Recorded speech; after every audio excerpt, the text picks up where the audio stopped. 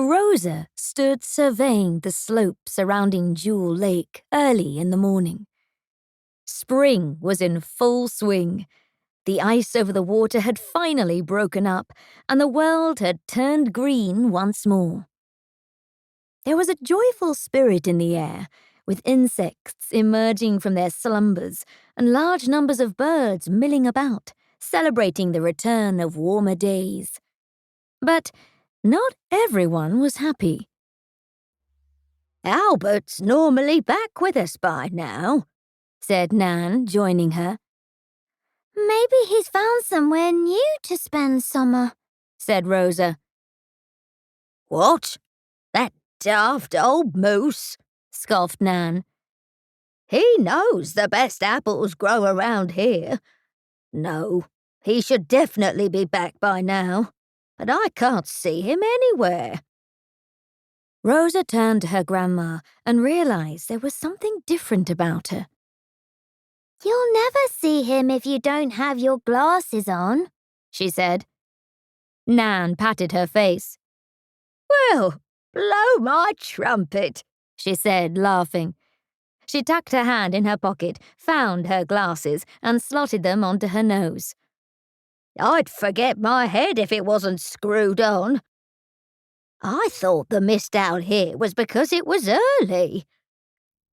"It's not very early for you, Nan," said Rosa. "You're usually up at the crack of dawn." "That's because I'm getting old, my girl," said Nan. "No matter how much sleep I get, my body still seems to creak and crunch these days." Rosa had started to worry about her grandma of late. She'd been getting forgetful. The glasses were just the latest in a long line of mishaps, from not lighting the stove to leaving out tools at the end of the day. Grandma Nan was not her usual focused self. "Should we go and look for him, do you think?" asked Rosa. "We can't. There's too much to do round here," said Nan. "The seedlings need planting, Florence needs tending to, the roof needs patching, and don't forget, Tom will be flying in soon. I'd like everything to be ready." Rosa knew how exciting the arrival of the small plane was.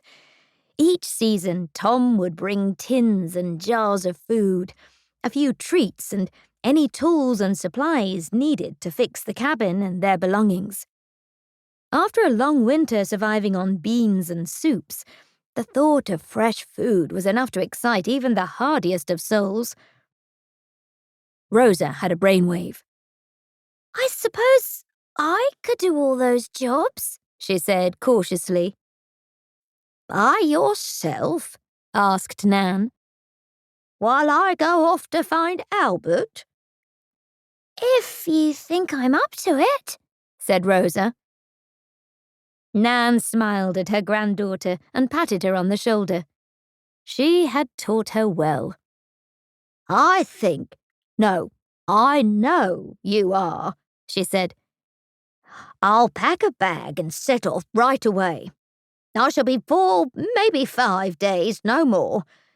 Perhaps some of our distant friends will have seen him on his travels." With a determined stride, Nan marched off along the shore, only to stop abruptly. "You will be all right, won't you, my girl?" she asked worriedly. "You bet I will," said Rosa. "What about you? Will you be all right?" "Look at me, fit as a fiddle," she replied. Nan smiled and returned to the cabin.